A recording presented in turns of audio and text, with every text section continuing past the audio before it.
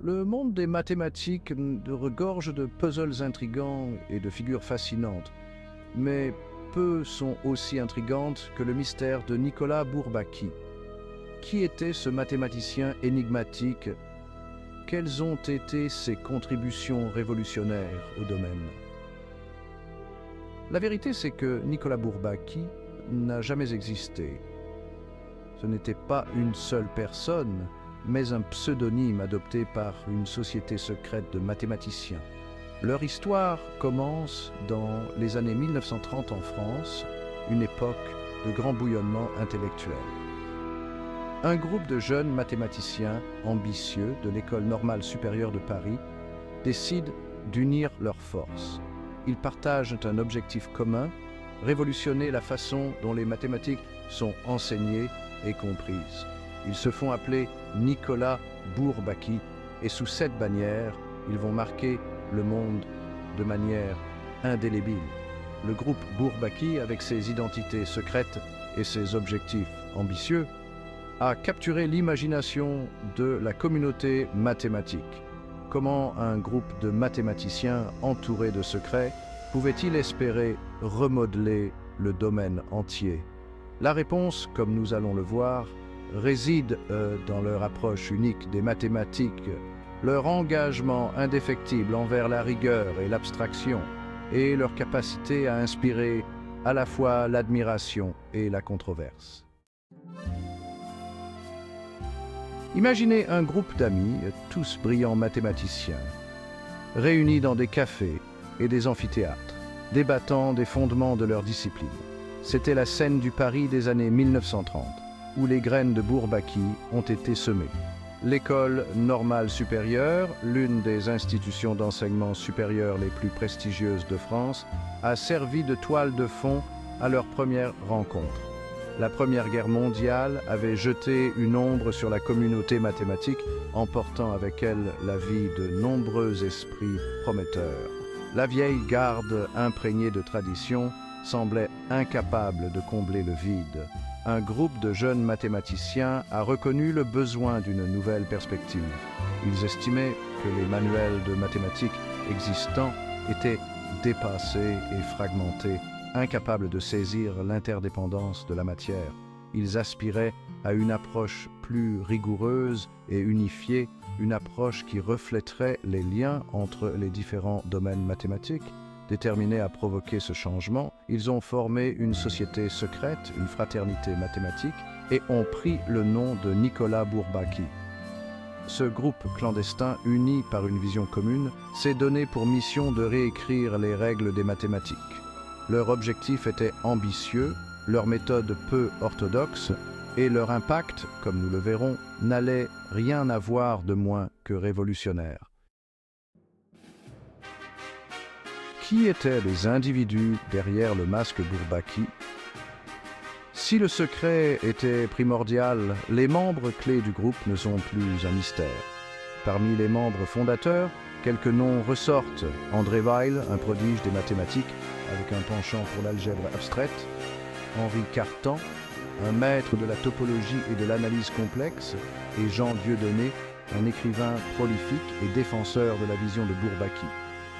Ces mathématiciens, à la pointe de leurs domaines respectifs, partageaient une croyance commune en la puissance de l'abstraction. Ils ont reconnu que sous la surface de concepts mathématiques apparemment disparates se cachaient des structures profondes et sous-jacentes.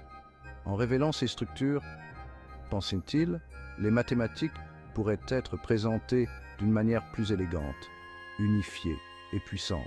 Mais leurs ambitions allaient au-delà de la simple réorganisation des connaissances existantes.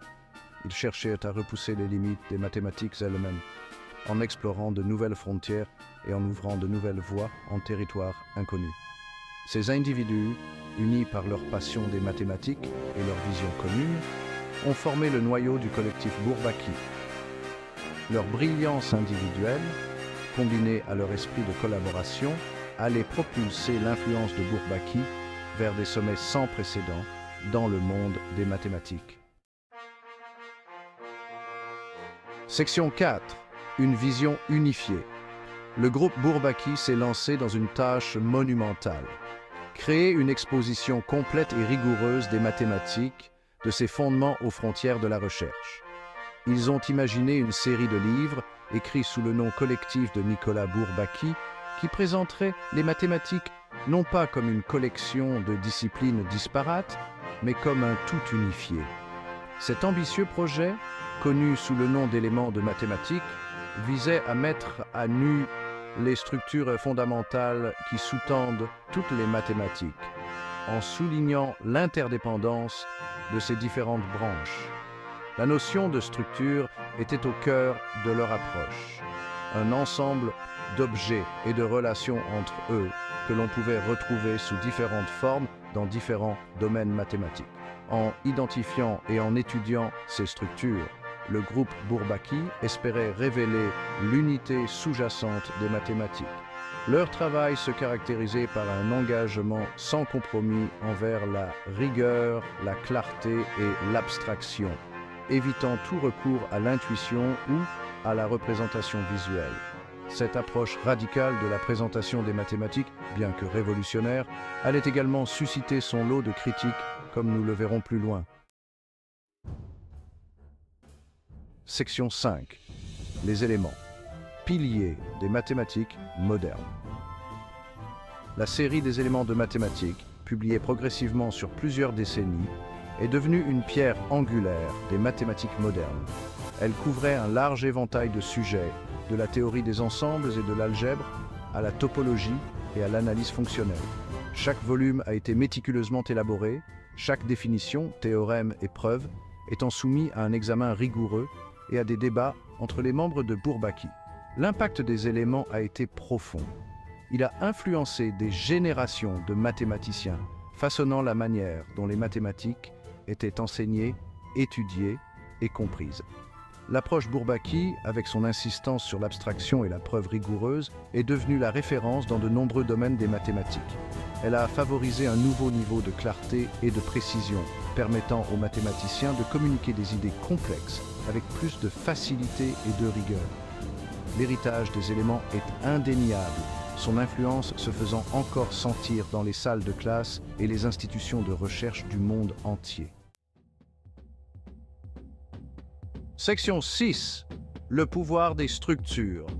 L'une des contributions les plus significatives de Bourbaki aux mathématiques a été l'utilisation systématique du concept de structure. Cette idée, bien que n'étant pas entièrement nouvelle, a été formalisée et élevée à une position centrale dans les travaux de Bourbaki. Une structure, au sens de Bourbaki, désigne un ensemble d'objets, leurs relations et les axiomes qui les régissent. Par exemple, un groupe, concept fondamental de l'algèbre abstraite, est un ensemble doté d'une opération satisfaisant à certains axiomes.